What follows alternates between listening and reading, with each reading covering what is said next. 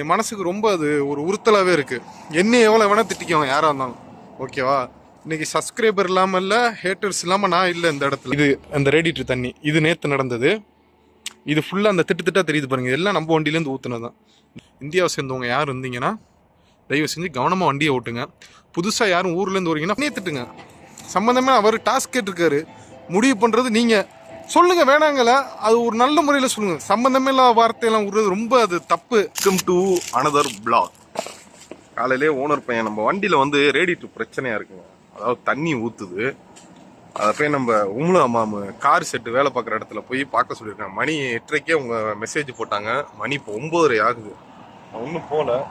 இந்த கவர் வேற என்னன்னு கேட்டிங்கன்னா, நம்ம மச்சான்ட்டு ஏற்கனவே ஒரு தடவை கொடுத்தாரு, ரவுட்டர் ரிப்பேர் ஆயிடுச்சுன்னாரு. அதுக்கப்புறம் என்னமோ செட்டிங் பண்ணுறேன்னு எடுத்துகிட்டு வந்துரு அப்படின்னாரு. அவரும் பக்கத்தில் தான் இருக்குது. நம்ம மச்சானை பார்த்துட்டு வண்டியை நைட்டு இந்த படையில் கொஞ்சம் கொஞ்சமாக அந்த ரேடியேட்டர்லேருந்து தண்ணி லீக் ஆகுது, வீக் ஆயிடுச்சு ரேடியேட்டர்.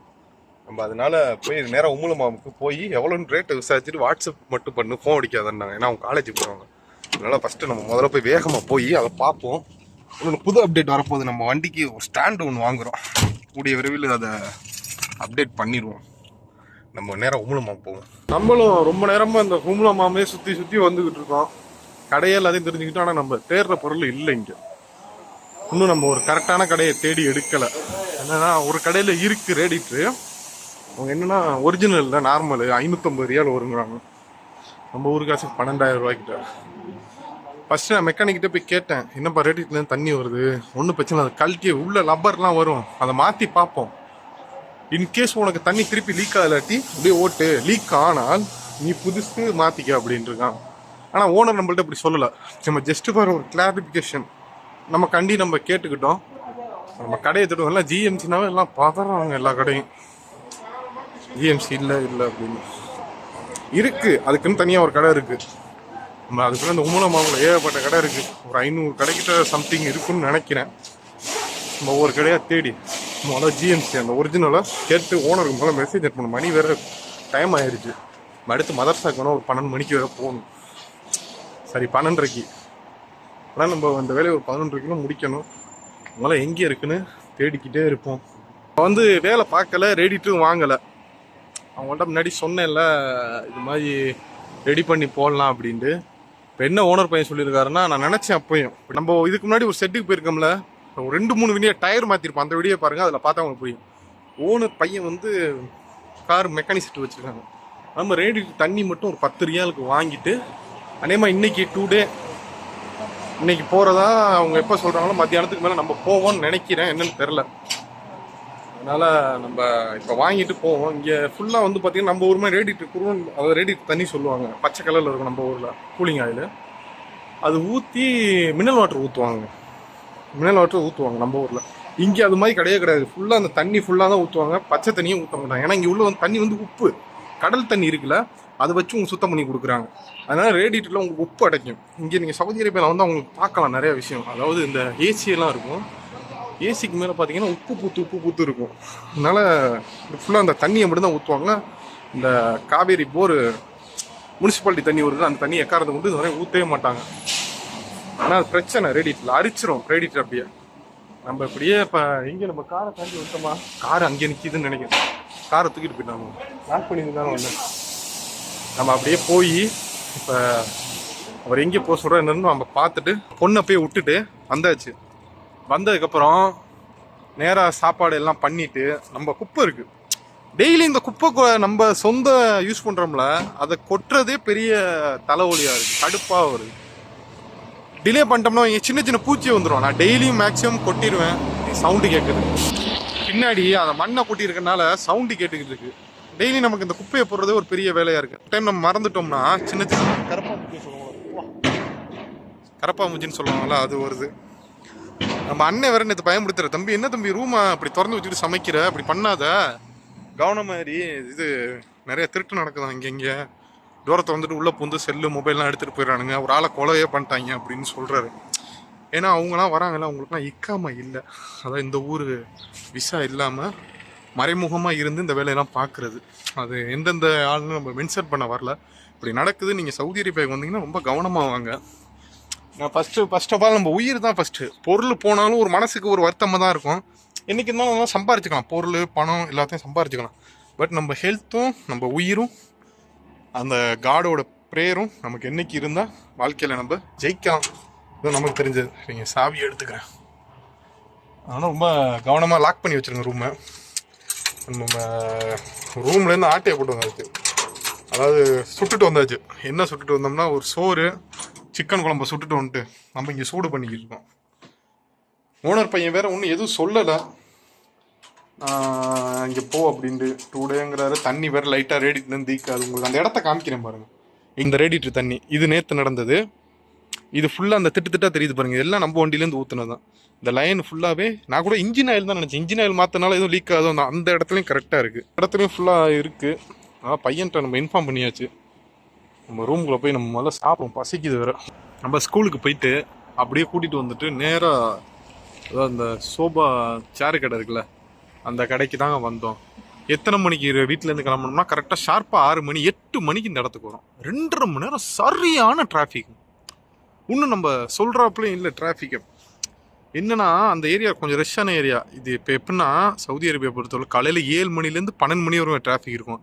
அதுக்கப்புறம் 12 மணிலேருந்து சரியாக அந்த ஒரு 8 8-9 மணி வரையும் டிராஃபிக் இருக்குது. இப்போ போனோம்னா ஃப்ரீயாக இருக்குது. தங்கத்துமா பூ போல் வண்டி 80-85 போய்கிட்டு இருக்குது. அதாவது 85 ரோடில் வெறும் 40-30 10 கூட வருங்க. அவ்வளோ ஸ்லோ.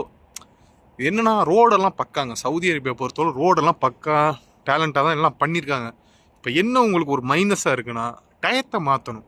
ஸ்கூல் டயத்தை சேஞ்ச் பண்ணணும், கவர்மெண்ட் ஜாப்பை சேஞ்ச் பண்ணணும். அதே மாதிரி கம்பெனி ஒர்க்கு பார்க்குறாங்க, அவங்க டயத்தெல்லாம் சேஞ்ச் பண்ணால் தான் இதுக்கு ஒரு விடிவு காலம் ஒன்று என்னோட முடிவு. இது ஒன்று. ரெண்டாவது எல்லா இடத்துலையும் நம்ம டெலிவரி பாய் யாரும் நம்ம இந்தியாவை சேர்ந்தவங்க யார் இருந்தீங்கன்னா தயவு செஞ்சு கவனமாக வண்டியை ஓட்டுங்க. புதுசாக யாரும் ஊர்லேருந்து வரீங்கன்னா ஃபர்ஸ்ட் ஆஃப் ஆல் ரூல்ஸை தெரிஞ்சுக்கோங்க. அதாவது 2 வீலர் டெலிவரி பாய்க்கு வரீங்கன்னா ஃபர்ஸ்ட் ஆஃப் ஆல் லைசன்ஸ் வேணும். நீங்கள் வச்சிருக்க வண்டிக்கு 2 பின்னாடியும் முன்னாடியும் நம்பர் பிளேட் இருக்கணும். 3வது வண்டிக்கு இன்சூரன்ஸ் வேணும். இல்லாட்டி வண்டி அங்கங்கே பிடிச்சிருக்காங்க. கிட்டத்தட்ட ஒரு நாளைக்கு 1500 வண்டியை சீஸ் பண்ணுறாங்க. 1500 பேரை கைது பண்ணுறாங்க. குற்றம், சட்டப்படி குற்றம். ஏன்னா நிறைய இல்லீகலான வேலை நடக்குது. இந்த நாட்டுக்காரங்களே அந்த வண்டியை வச்சு நிறைய இல்லீகலான வேலை நடத்துறதுனால கவர்மெண்ட் ரொம்ப ஸ்ட்ரிக்டாக அந்த விஷயத்தை ஃபாலோ பண்ண சொல்லியிருக்காங்க. நீங்கள் யாரும் புதுசாக அவங்க நண்பர் யாரும் டெலிவரி பாய்க்கு காராக இருந்தாலும் எதாக இருந்தாலும் பைக்கு மினிமம் இப்போ அதிகமாக பிடிக்க பைக்கு தான். அதனால் கவனமாக வண்டியை ஓட்ட சொல்லுங்கள். எல்லாம் பக்காவாக இருந்தால் மட்டும் வண்டி எடுக்க சொல்லுங்கள். எடுக்காதீங்க. கம்பெனியில் எல்லாம் 1000 சொல்லுவாங்க. ஏன்னா அவங்களாம் கான்ட்ராக்டாக தான் எடுப்பாங்க. கண்டிப்பாக தான் கான்ட்ராக்டாக எடுத்து இந்த நூனு இந்த ஆங்கர் ஸ்டேஷன் இதனால் ரொம்ப கவனமாக நீங்கள் தான் உங்களை பாதுகாத்துக்கணும். ஓகேவா? கவர்மெண்ட் கரெக்டாக எல்லா ரூல்ஸும் போட்டாலும் சில இடத்தெல்லாம் ஃபாலோ பண்ணுறது. நீங்கள் பக்காவாக பண்ணிக்கோங்க. கவனமாக வாங்க, கவனமாக இருங்க. வண்டியில் பக்காவாக முன்னாடி பின்னாடி நம்பர் பிளேட் வச்சுக்கோங்க. லைசன்ஸ் வேணும், வண்டி இன்சூரன்ஸ் வேணும், மெயின் ஹெல்மெட்டு இதெல்லாம் வச்சுக்கோங்க. இப்போ நிறையா வண்டி நான் 2 நாளாக நம்ம டெய்லியும் ஸ்கூலுக்கு போய் பார்க்குறோம்.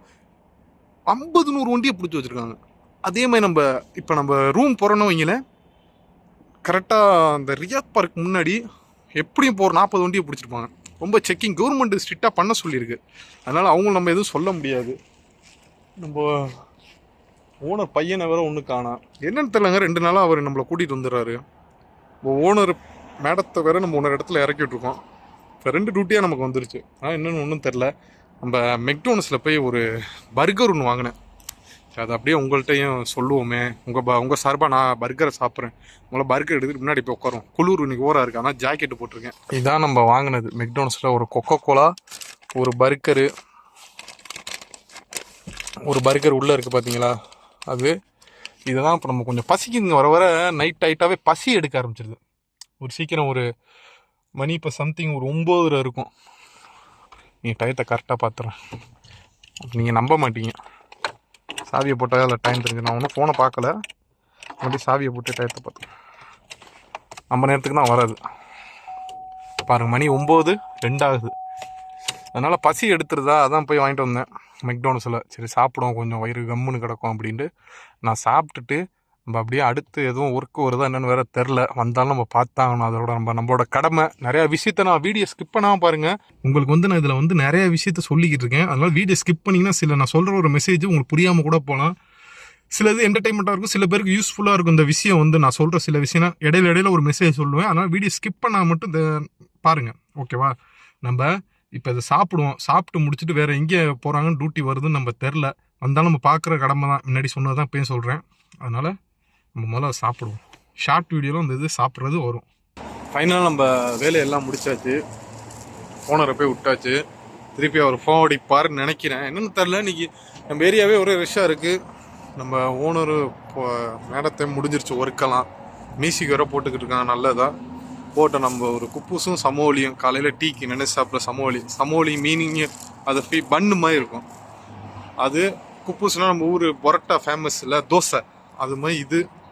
அதனால் நம்ம வீடியோவை இதோட என் பண்ணிக்குவோம். நிறையா விஷயங்கள்கிட்ட ஷேர் பண்ணியிருப்பேன். உங்களுக்கு கொஞ்சம் கிளாரிஃபிகேஷன் இருக்குன்னு நம்புகிறேன். இன்னும் மேலும் மேலும் நான் என்னென்ன கண்டென்ட் கொடுக்க முடியுமோ நிறையா யோசித்து வச்சுருக்கேன். கண்டிப்பாக நான் இன்னும் மேலும் மேலும் நிறைய என்னால் என்ன முடியுதோ இறங்கி பண்ணுறேன். கன்ஃபார்ம் உங்களுக்காண்டி என்ன வேணால் பண்ணுவேன். அதே மாதிரி சில கமெண்டில் சில விஷயங்கள் பார்த்தேன், அது என் மனசுக்கு ரொம்ப வருத்தம் அளிக்குது. ஹேட்டர்ஸ் தான். அது சப்ஸ்கிரைபர் ஒருத்தர் ஒரு டாஸ்க் ஒன்று கொடுத்துருக்காரு. சம்மந்தமே இல்லாமல் ஒரு ஆளை போய் திட்டுறது, என்னோட சப்ஸ்கிரைபரை திட்டுறதுக்கு யாருக்குமே ரைட்ஸ் கிடையாது. சரியா, நான் இப்போ அதை தெரிவிச்சுக்கிறேன். ஷார்ட் வீடியோவில் கன்ஃபார்ம் இதை பற்றி நான் பேசுவேன். என் மனசுக்கு ரொம்ப அது ஒரு உறுத்தலாகவே இருக்குது. என்ன எவ்வளோ வேணால் திட்டிக்குவாங்க யாராக இருந்தாலும், ஓகேவா? இன்றைக்கி சப்ஸ்கிரைபர் இல்லாமல் இல்லை, ஹேட்டர்ஸ் இல்லாமல் நான் இல்லை இந்த இடத்துல. அதில் நான் இந்த இடத்துல பதிவு செஞ்சுக்கிறேன். திட்டுங்க, வேணாங்கல்ல, என்னையே திட்டுங்க. சம்மந்தமே அவர் டாஸ்க் கேட்டிருக்காரு, முடிவு பண்ணுறது நீங்கள் சொல்லுங்கள். வேணாங்கல்ல, அது ஒரு நல்ல முறையில் சொல்லுங்கள். சம்மந்தமே இல்லாத வார்த்தையெல்லாம் விடுறது ரொம்ப அது தப்பு. அதை மாற்றிக்கோங்க தயவு செஞ்சு. நான் கன்ஃபார்ம் ஷார்ட் வீடியோவில் அதை சொல்லுவேன். அதை பற்றி எல்லாம் சேஃப் அண்ட் செக்யூராக இருங்க. சீட் பெல்ட் போடாமல் கார் எடுக்காதீங்க. நான் சொன்னதை மறந்துடாதீங்க. ஓகே, பாய்.